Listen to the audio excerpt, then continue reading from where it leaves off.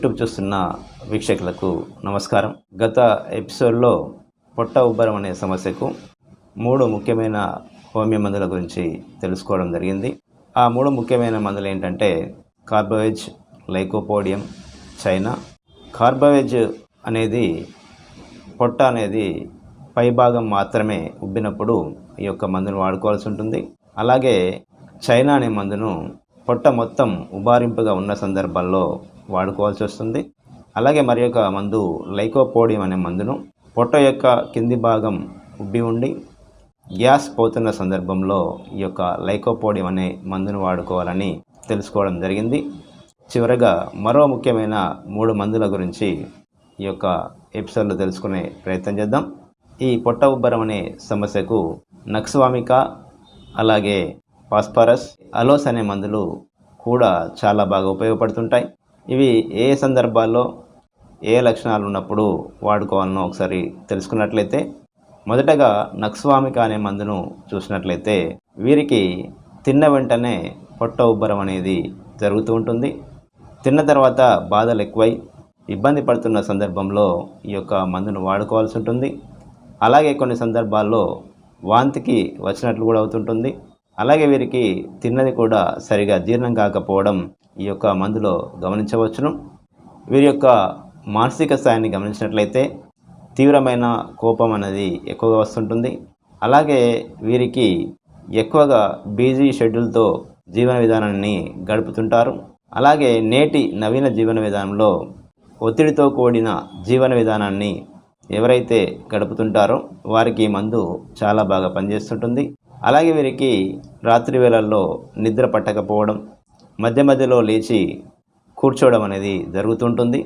ఇలాంటి లక్షణాలు ఉండి తిన్నది సరిగా జీర్ణం కాక పొట్ట తిన్న వెంటనే ఉబ్బుతున్న సందర్భంలో ఈ యొక్క నక్స్వామిక అనే మందు చాలా బాగా పనిచేస్తుంటుంది. ఒక మాటలో చెప్పాలంటే ఈ మందు మోడర్న్ లైఫ్లో ఇప్పుడు జీవిస్తున్న వారికి చాలా బాగా షూట్ అవుతుంది. లక్షణ సముదాయాన్ని బట్టి ఈ మందును వాడుకున్నట్లయితే పొట్ట ఉబ్బరం సమస్య అనేది చాలా త్వరగా తగ్గుముఖం పడుతుంది. అలాగే మరి ఒక మందు ఫాస్ఫరస్. ఈ మందు లక్షణాలు గమనించినట్లయితే కడుపులో మంట ఉండి, అలాగే కడుపులో ఏదైనా అల్సర్ లాగా ఉండి పొట్ట ఉబ్బి ఇబ్బంది పెడుతున్న సందర్భంలో ఈ యొక్క ఫాస్ఫరస్ అనే మందు చాలా బాగా పనిచేస్తుంటుంది. అలాగే వీరికి తేలికగా విరేచనాలు అవుతుంటాయి. కొన్ని సందర్భాల్లో రక్తం కూడా పడుతుంటుంది. ఇలాంటి వారికి ఈ మందు ఆలోచించదగింది.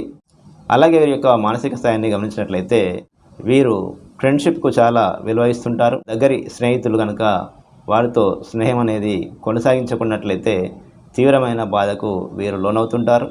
అలాగే వీరికి స్వీట్లన్నా చల్లటి పదార్థాలన్నా కూడా చాలా ఇష్టం. వీరికి కడుపులో అవస్థలు చల్లటి పదార్థాలు తింటే తగ్గుముఖం పట్టడం అనేది గమనించవచ్చును. ఇలాంటి లక్షణాలు ఉన్న సందర్భంలో ఈ యొక్క ఫాస్ఫరస్ అనే మందు చాలా బాగా ఉపయోగపడుతుంది. అలాగే మరి యొక్క ముఖ్యమైన మందు అలోస్. ఈ యొక్క మందు కూడా పొట్ట ఉబ్బరం సమస్యకు చాలా బాగా పనిచేస్తుంటుంది. పొట్టలో గడిబిడ సౌండ్స్ అనేటివి ఎక్కువ వస్తుంటాయి. గ్యాస్తో నిండి ఉండి పొట్ట ఎప్పటికీ సౌండ్స్ అనేటివి వస్తున్న సందర్భంలో ఈ మందు ఆలోచించదగింది. అలాగే వీరికి విరేచనాలకు వెళుతున్నప్పుడు గ్యాస్తో పాటు తెలియకుండానే విరేచనం కూడా అవడం గమనించవచ్చు. ఇలా గ్యాస్తో పాటు విరేచనం కూడా అవుతున్న సందర్భంలో ఈ మందు తప్పక వాడుకోదగింది. అలాగే వీరికి తిన్న తర్వాత వెంటనే బాత్రూమ్కు వెళ్ళాల్సిన పరిస్థితి వస్తూ ఉంటుంది. కొన్ని సందర్భాల్లో బాత్రూమ్కు వెళ్ళే వరకు కూడా ఈ యొక్క విరేచనాలు ఆగకపోవడం అనేది గమనించవచ్చును. ఇలాంటి లక్షణాలు ఉన్నప్పుడు ఈ మందు వాడుకోదగింది. వీరి యొక్క మానసిక స్థాయిని గమనించినట్లయితే వీరు చాలా సోమరిపోతులు. ఎప్పటికీ ఏదో ఒకటి ఆలోచిస్తూ దిగాలుగా కూర్చుంటారు. వేసవి కాలంలో విరేచనాలు, చలికాలంలో తలనొప్పితో బాధపడుతున్న సందర్భంలో ఈ యొక్క మందు తప్పక వాడుకోదగింది. ఇలా ఈ పొట్ట ఉబ్బరం సమస్యకు లక్షణాలను ఆధారంగా చేసుకొని మందుల ఎంపిక అనేది చేసుకొని వాడుకున్నట్లయితే ఈ యొక్క సమస్య అనేది త్వరగా తగ్గుముఖం పడుతుంది. ఎప్పుడైతే మానసిక లక్షణాలు అలాగే శారీరక లక్షణాలను దృష్టిలో ఉంచుకొని మందుల ఎంపిక అనేది సక్రమంగా చేసుకోవడం జరుగుతుందో అప్పుడే ఈ మందులు అనేటివి చాలా బాగా పనిచేస్తుంటాయి.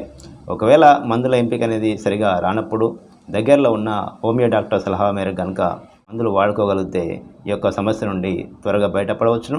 మరి యొక్క ఆరోగ్య సమస్య గురించి వచ్చే ఎపిసోడ్లో తెలుసుకునే ప్రయత్నం చేద్దాం. నమస్కారం.